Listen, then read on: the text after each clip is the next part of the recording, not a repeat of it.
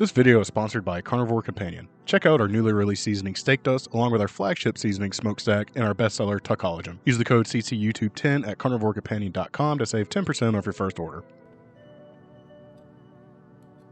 Hey there, my meaty friends. This is Reed, aka CarnivorousChef, aka Sloppy Sauce. In this video, I'll be making chicken enchiladas. I've never actually made enchilada sauce before and was surprised to see that most recipes only have spices in them.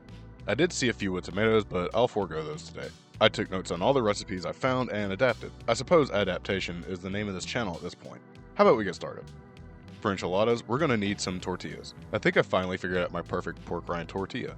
Grab a blender or food processor and add in 5 ounces of your favorite flavor of pork rinds. Next up, crack in 5 eggs. And finally, 1 cup of some whole milk low moisture mozzarella. Blend this on high for a couple of minutes to bring everything together, adding splashes of water if needed to thin it out. I went with some chicken tenderloin for this one, mostly because it was the only thing in stock at the store. Start by cutting this up into bite-sized pieces. Some of the tenders were massive and they needed a little extra love.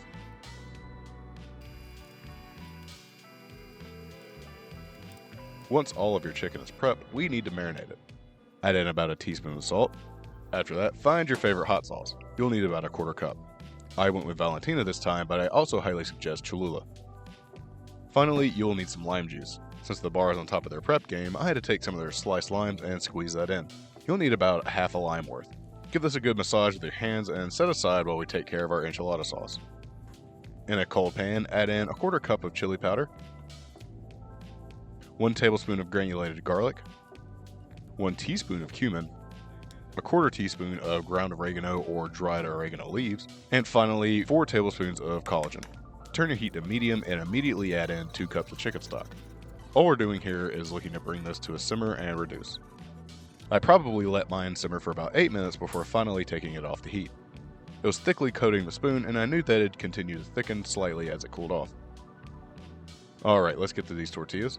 I wasted the first tortilla trying to come up with the best method for doing this, but it was worth it because I figured it out. Grab a ball of your tortilla batter and place it onto a non-stick pan over medium heat. Immediately flatten this out with your parchment paper. I use my hands for this because I have callous kitchen hands, but feel free to use a pan or something else flat to do this. Once it feels like it's set up a bit, gently remove the parchment paper and flip it. Set aside on a plate and repeat until all your batter is used up.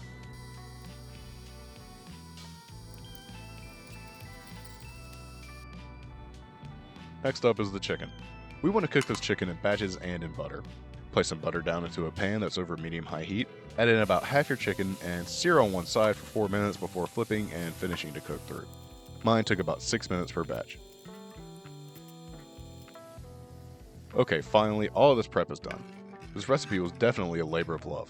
To make these enchiladas, grab a tortilla, lay down some chicken, sprinkle over some cheese, and then sauce it up. It may feel unwieldy putting this into your baking dish, but it'll all work out once it's in the oven. The cheese will do a lot to hold it together. Repeat this until your pan is full. Now, let's smother this with the rest of our enchilada sauce and top that with a bit of cheese. I went with Colby Jack just for the record. Place this into an oven at 350 degrees Fahrenheit for 10 minutes to let all the cheese melt.